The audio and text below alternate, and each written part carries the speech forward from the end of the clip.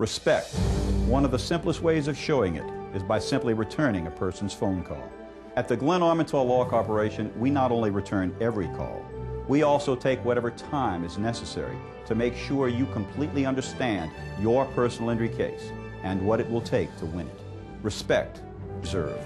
The Glenn Armentrout Law Corporation, where a fair settlement is no accident.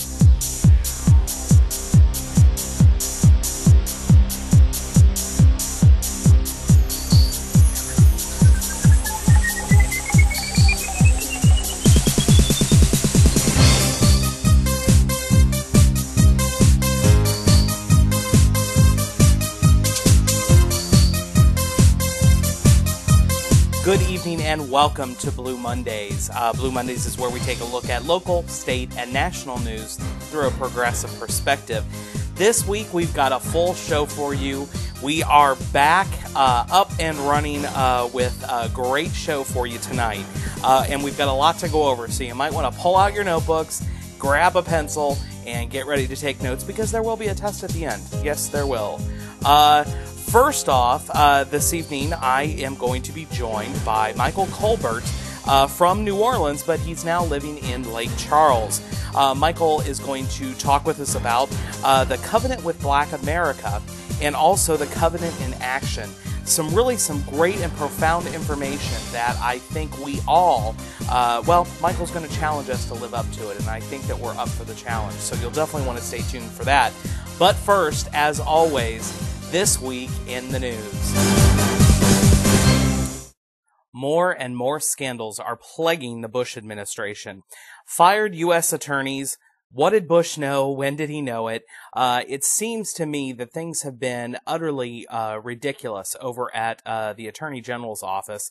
And seeing him come up and testify before Congress, well, we're going to talk about more about that a little bit later on. The lost emails now that are coming out.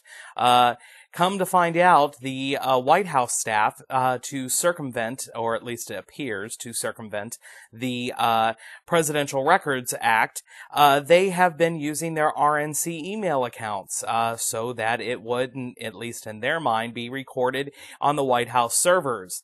But guess what? We can subpoena the RNC too, and as a matter of fact, today, the day that we're recording this, the RNC actually did receive a subpoena from Congress asking for all of the emails.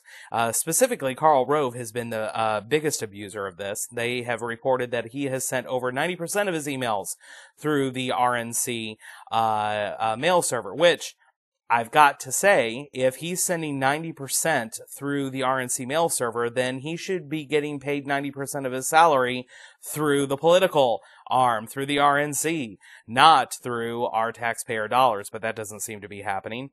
The Hatch Act is what actually is supposed to outline this, and it seems like they may have not complied. And funny now that they're actually saying that they didn't knowingly lose these emails. Well, you can't knowingly lose or purposefully lose emails. It's just absolutely ridiculous. Cheney tries to help out the administration. I ask you, is there anyone out there that still believes anything this man says? Utterly believable.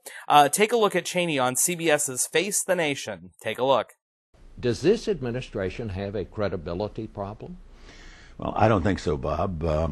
I think obviously we've got issues we need to work through. The Attorney General will be doing that this week with respect to the U.S. Attorney question in the Justice Department. But you do the best you can with what you've got, obviously, and I think that on reflection that indeed the record of the president and his administration will stand up well to scrutiny. Secretary of State Condi Rice is going to have to tell us what she knew and when she knew it. That's right. Condi Rice has been refusing to testify in the House. Not so much anymore, though. The House Oversight and Government Reform Committee has voted 21-10 to issue subpoena to Rice to compel her testimony and the Bush administration's pre-war intelligence and the lead up to war in Iraq. You'll probably remember that at that time, she was not Secretary of State. No, that was then held by Colin Powell.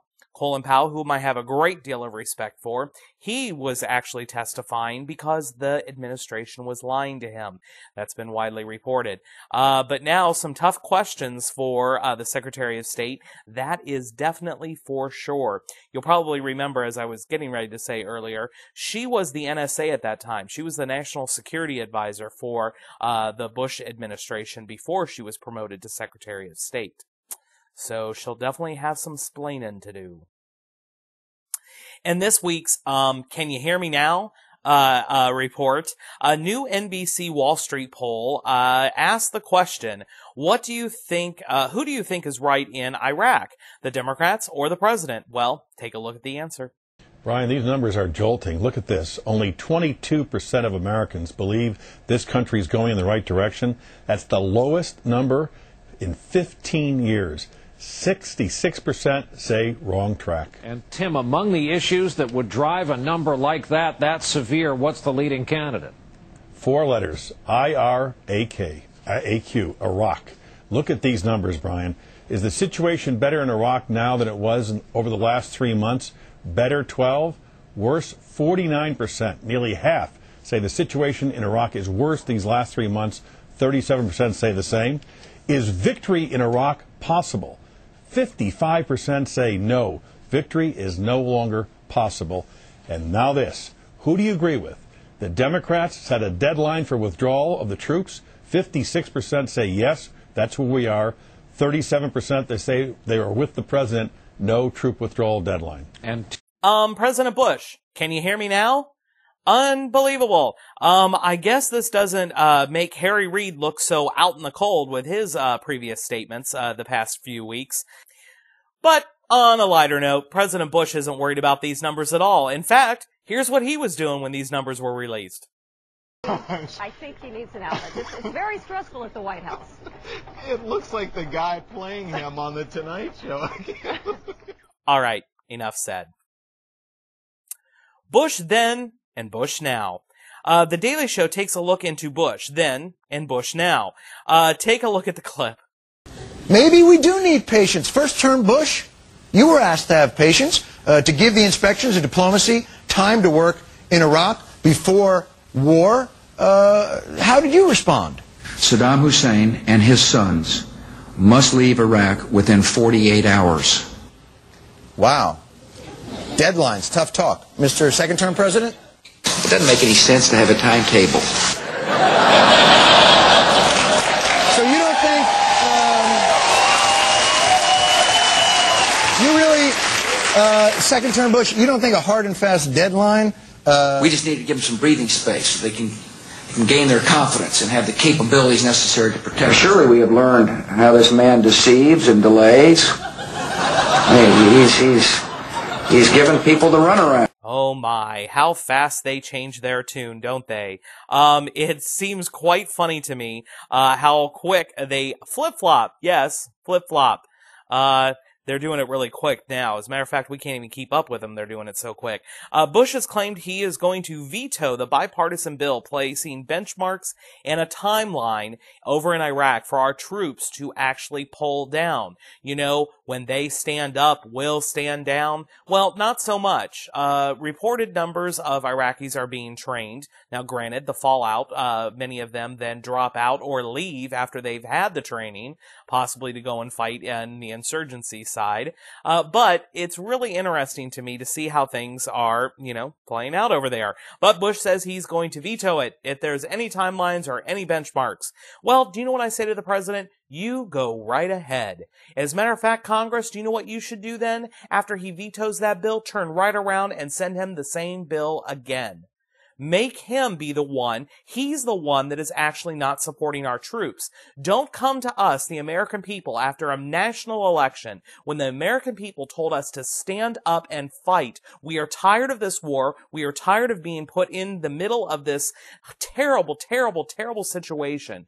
Mr. President, get us out. That is the very clear message. You know, the clear message that Bush says that he had in 2004 when he had a mandate and he had political capital to spend. Well, I tell you now, Mr. President, the tide has shifted. I say, Congress, do what you were elected to do and send him this bill that has a timetable for us to stand down and pull ourselves out of this civil war.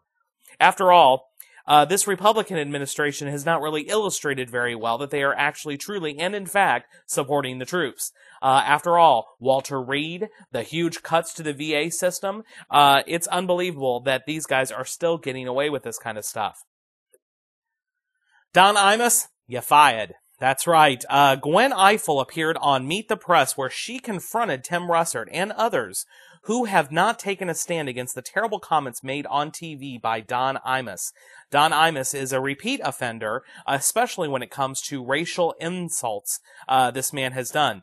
Ifill, you may remember, was targeted by Imus over 10 years ago when she was assigned by NBC News to cover the White House.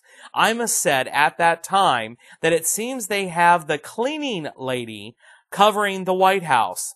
Here's a clip from 2 weeks ago on Meet the Press. Radio silence from a lot of people who've done this program, who could have spoken up and said, I find this offensive, or I didn't know.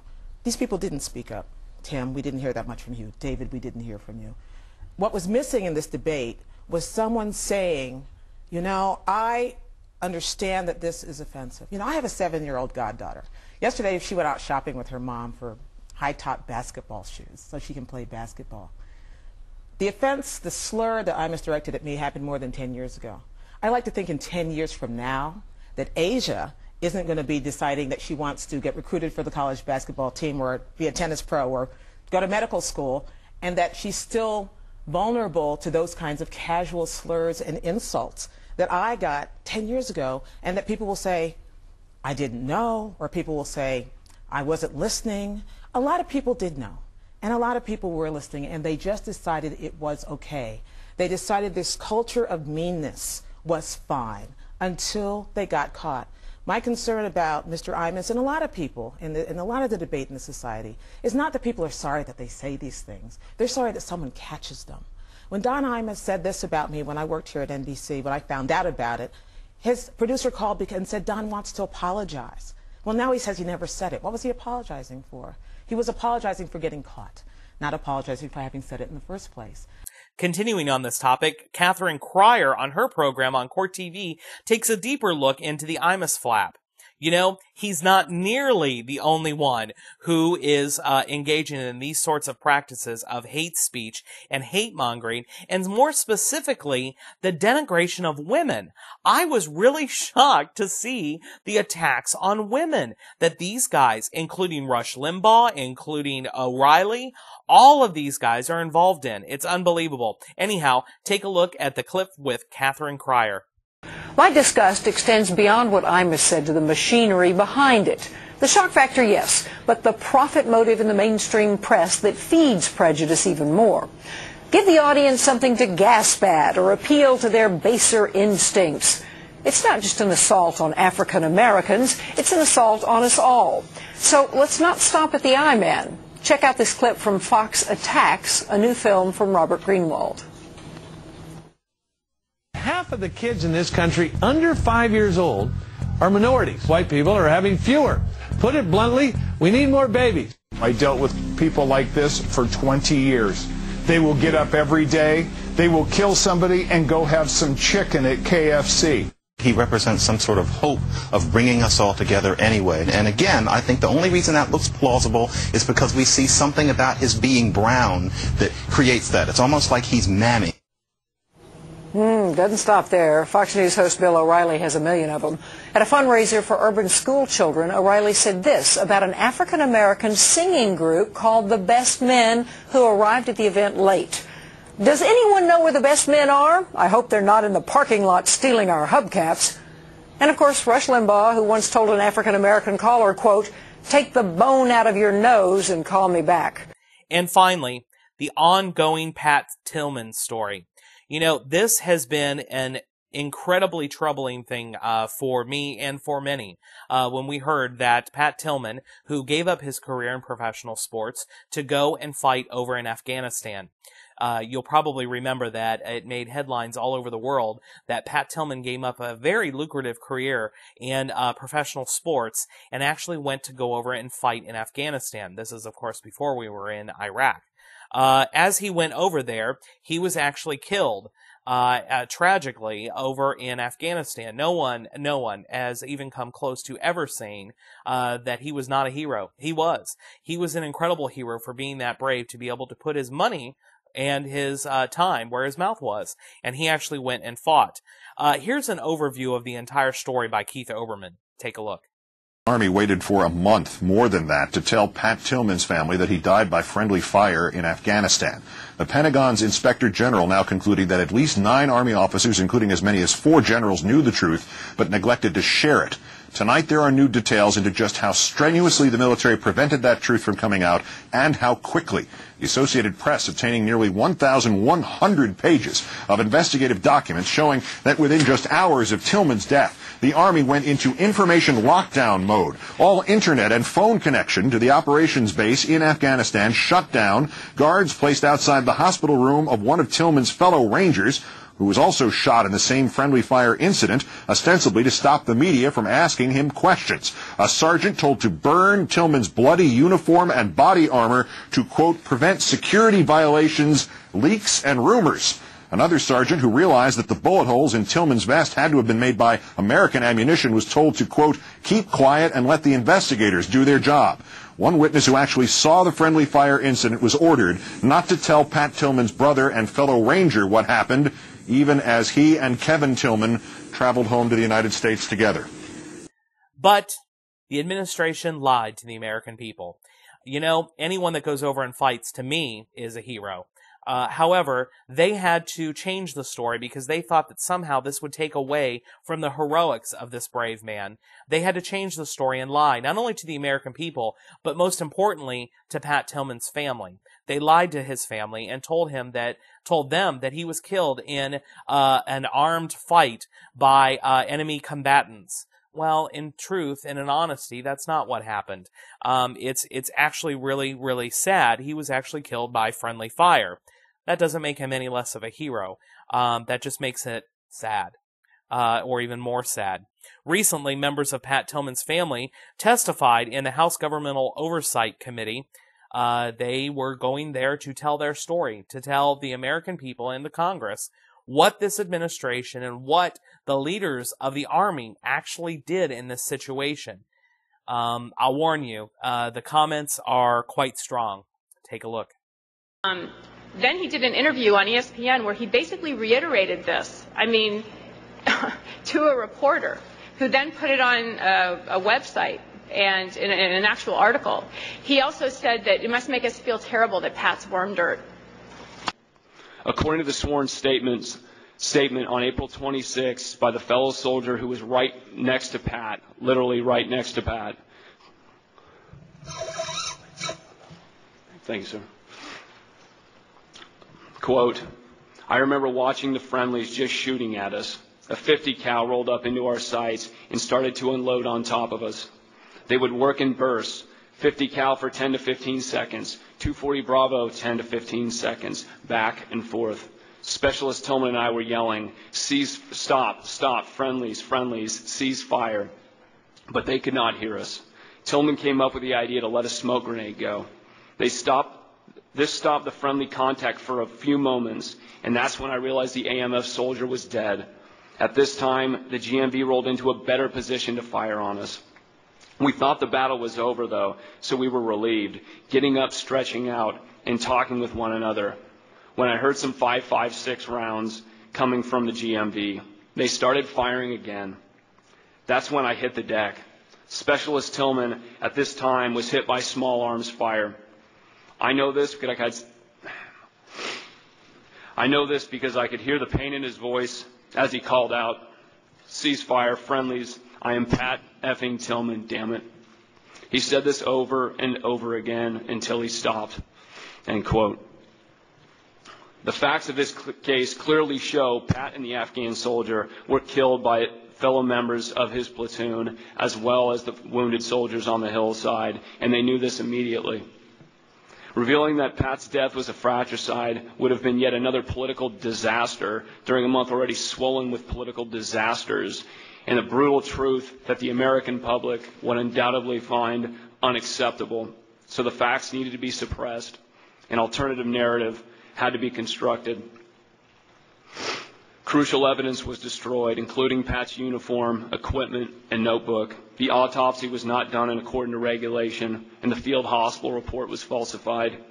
An initial investigation completed with 8 to 10 days before testimony could be changed or manipulated, and which hit disturbingly close to the mark, disappeared into thin air, and was conveniently replaced by another investigation with more palatable findings.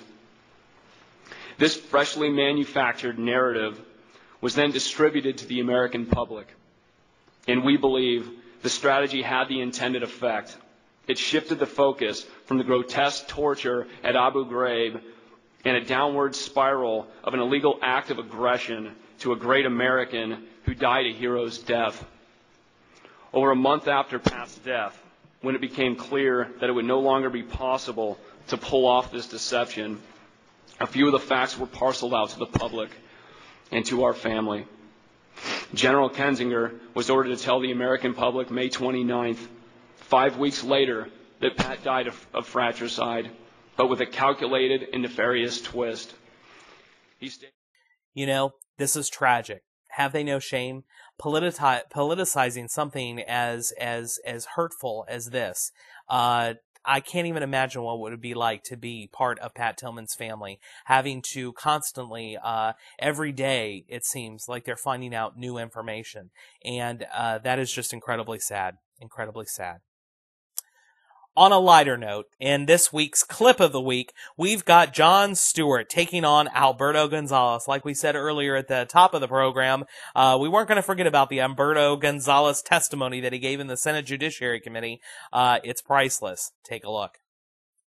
Now, back at home last week, Attorney General Alberto Gonzales testified before the Senate Judicial Committee. And as an example of forthrightness, well, some found it lacking.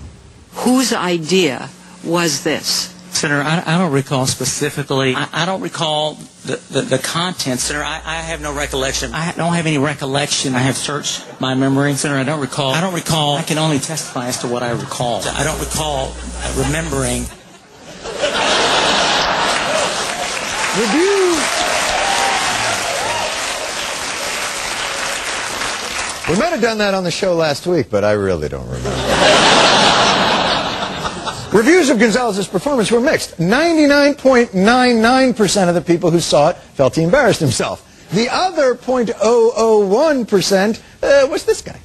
The Attorney General went up and gave a very candid assessment and answered every question he could possibly answer, honestly answer, in a way that increased my confidence in his ability to do the job. You see, before, I had no confidence in him. But now I got like, tiny bit.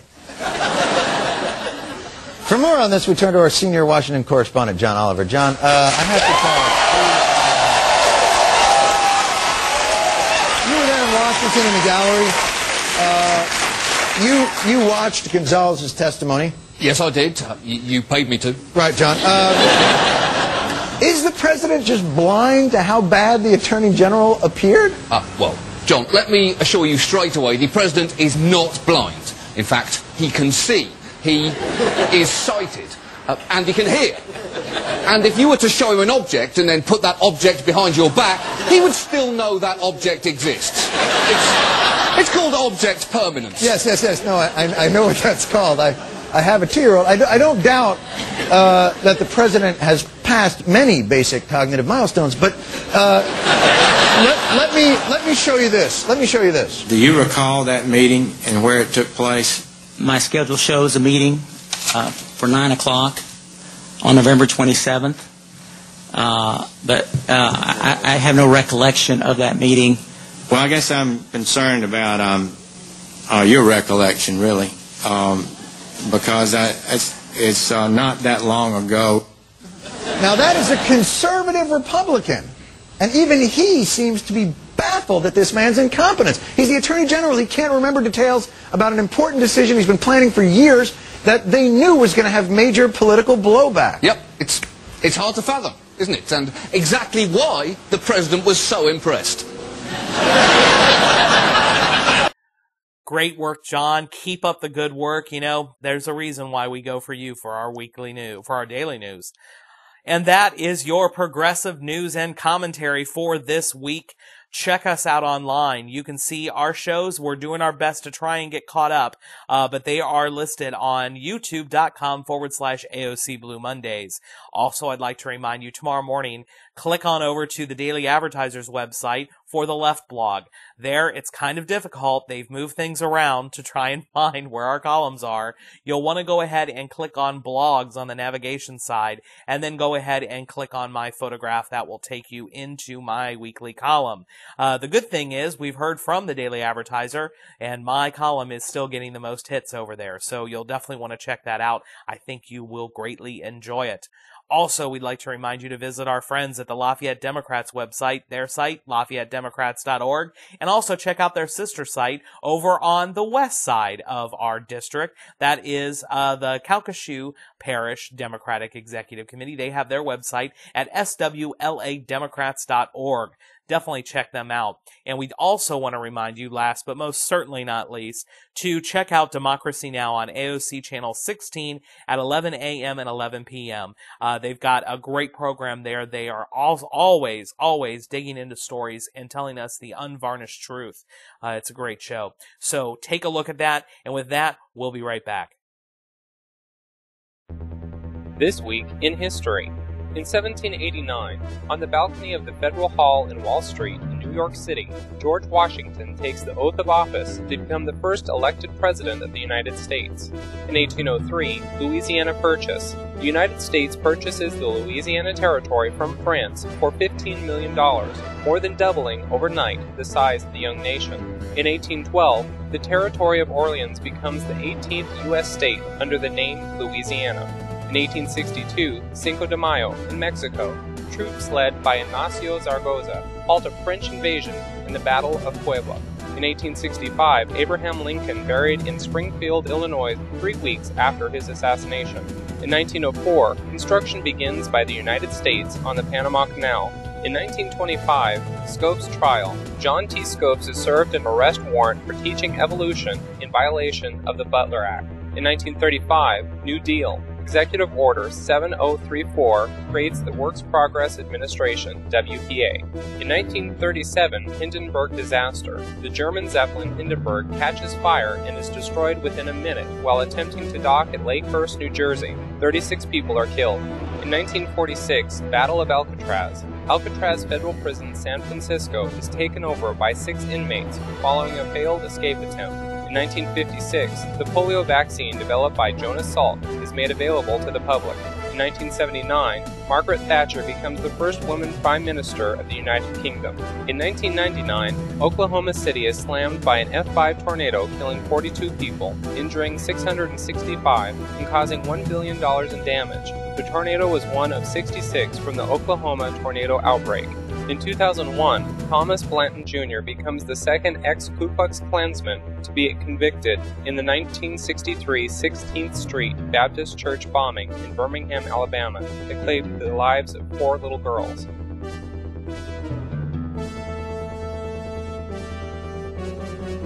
Celebrating birthdays this week, Cloris Leachman, Willie Mays, Willie Nelson, Engelbert Humperdinck, Frankie Valli, George Will, John Rhys Davis, Bianca Jagger, Bob Seger, Joanna Lumley, Larry Gatlin, Christopher Cross, Christine Baranski, Tony Blair, Pia Zadora, Donatella Versace, Roma Downey, George Clooney, Olita Adams, Kian Douglas, Dule Hill, David Beckham, Lance Bass, Kirsten Dunst.